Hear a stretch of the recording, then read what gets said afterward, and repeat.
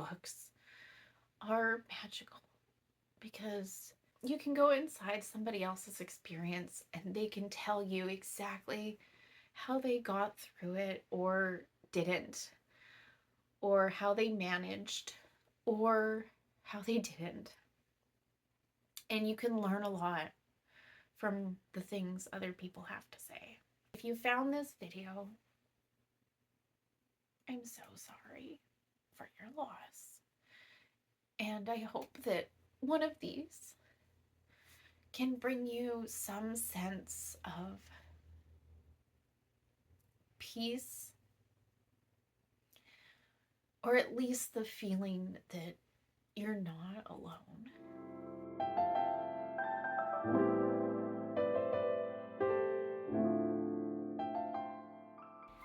Good morning, it's Karen.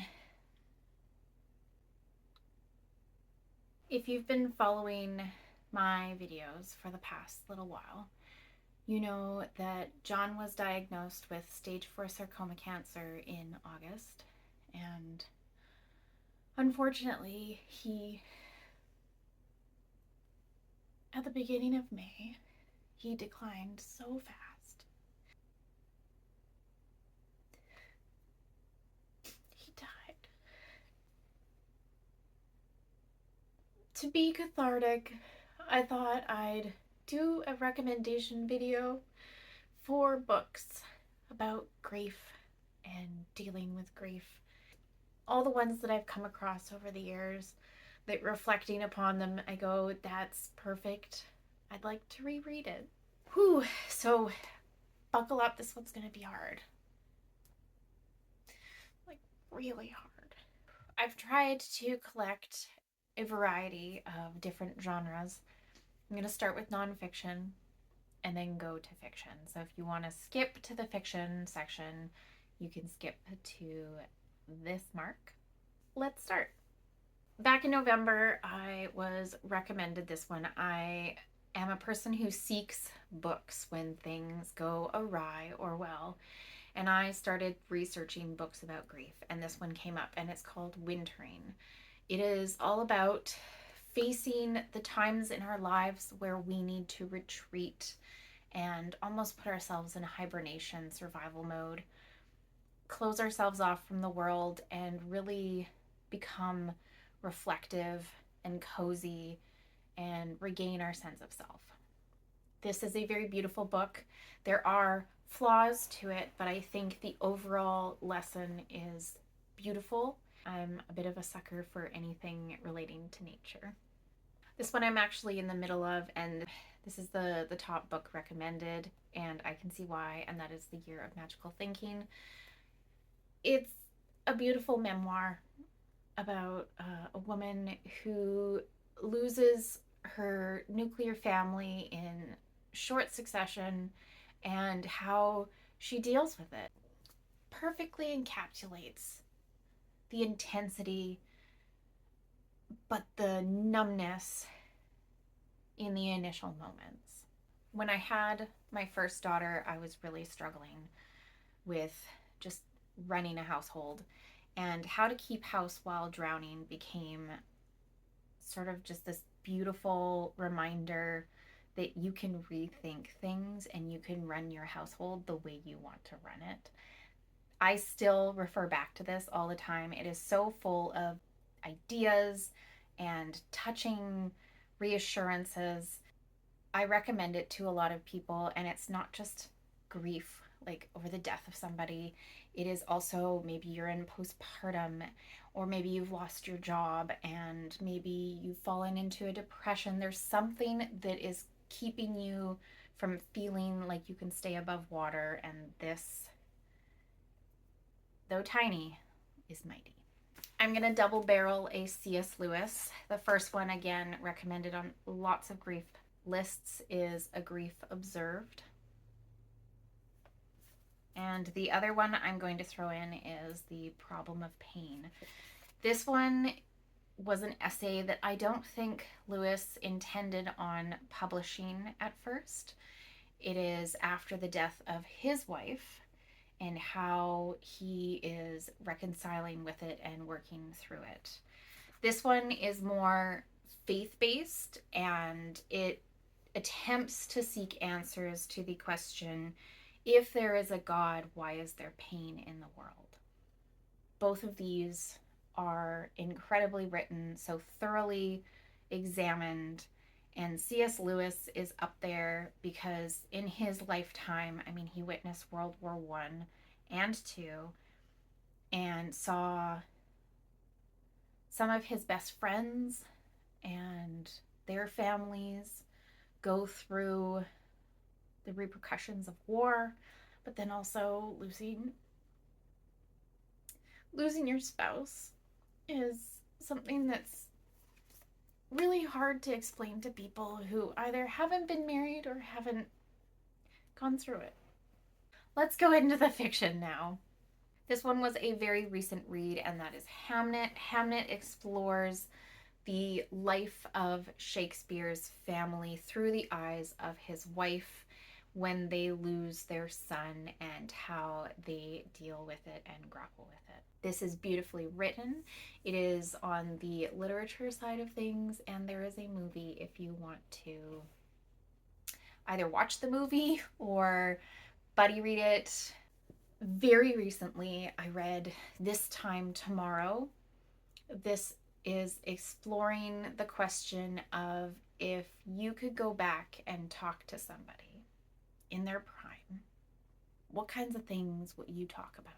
Our main character, who figures out how to go back in time and see her father in his prime at 40 on her 16th birthday, and she can only go back to her 16th birthday. And we get to see her decisions on all of the questions that she would ask her father. If you read the afterword, this is based on her, the author's own experiences of losing her own father, but was able to have these conversations with him, and he was able to read her manuscript before. And I think that's just beautiful, and there's so much hope in this one. Russian literature has this melancholy sadness to it, but I'm going to recommend, there's two stories that Anton Chekhov has written that I find are incredible, tackling with just a brief little bit of grief. And one of the stories is called Grief, and the other one is called The Enemies. And both of these stand out to me as working through those incredibly intense feelings that you have, especially of anger and then apathy. I think it was 2 years ago I read Shark Heart. This one borders on the more sort of like allegorical, but it's like super thinly veiled. It is about a man who discovers one day that he is slowly turning into a shark. And him and his wife had only just gotten married. They're, I think, a year into their marriage. And it's basically them dealing with this diagnosis and his slow decline. And there's a level of poetry in this one that I really enjoyed. There are qualities in it that I didn't like, as I usually do in a lot of literature pieces. What I liked the most was the poetry and the delicateness that death and anticipatory grief is explored when the dream you thought you were going to have is suddenly gone. On the lonely side, the exploration of loneliness and grief of losing a world that you once had and how to get through it, I'm going to recommend a science fiction called The Hopkins Manuscript. Something has hit the moon, and the moon is now on a trajectory to hit Earth. And our main character, we are following his dealing with knowing this is going to happen, knowing which date it's going to happen, and then the after, and how he deals with the after. In going through a lot of these books, I thought I need to reread that. And this is definitely up there of ones that I need to reread. I loved this one. How High We Go in the Dark is another instant classic. This is sort of a series of related short stories all following this particular world that's been ravaged by a pandemic. We get the before, during, and after, and all the different minutiae of things that have changed within the world. And there is a lot of grief to be dealt with. And this is a powerful one. And I would, and there are some stories that really stick with you. For the angry side of grief, I have Blood Over Bright Haven. This is a fantasy. This is a whole uprooting the world system.